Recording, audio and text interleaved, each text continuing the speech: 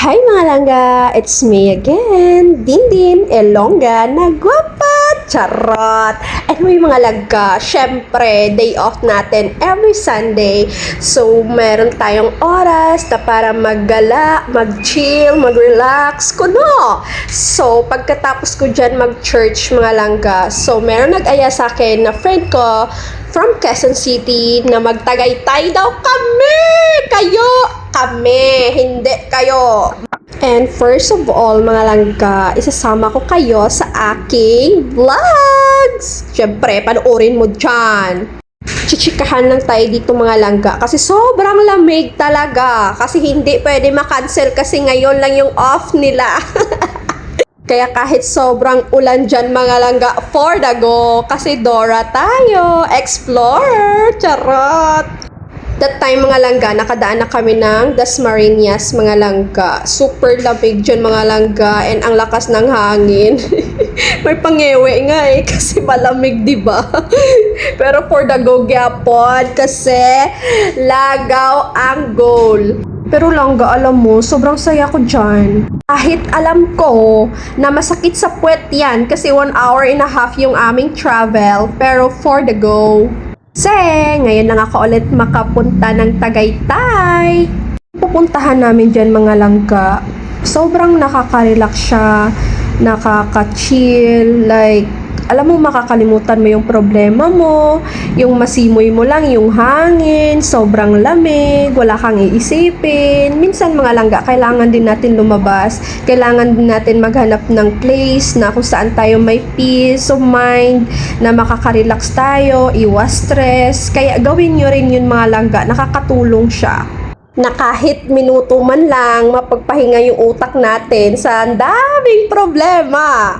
Kahit hindi nyo sabihin, sobrang saya ko dyan. Isa sa goal ko kasi mga langga na maging masaya. Kasi kung ano man yung mga naranasan mo dati, is past. Maikli lang yung buhay. Kahit ako lang, kaya kong maging masaya.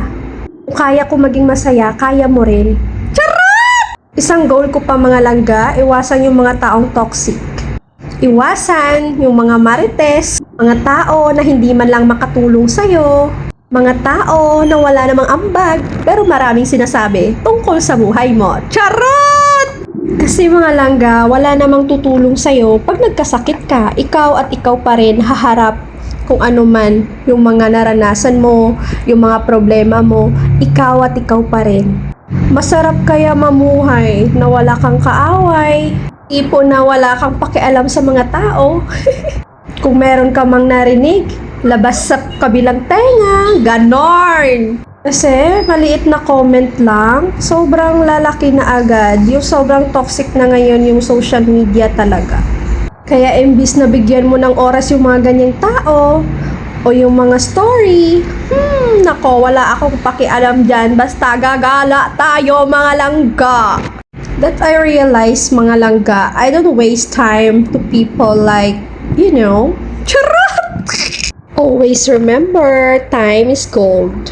Paikot-ikot lang lagi yung oras ko sa anak ko, sa family ko, real friends and best friends, and all important in my life. Charot!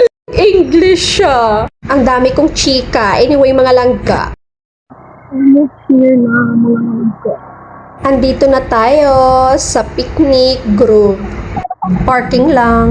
Pag Sunday mga langga, sobrang daming tao, pero sobrang ganda dito mga langga, promise.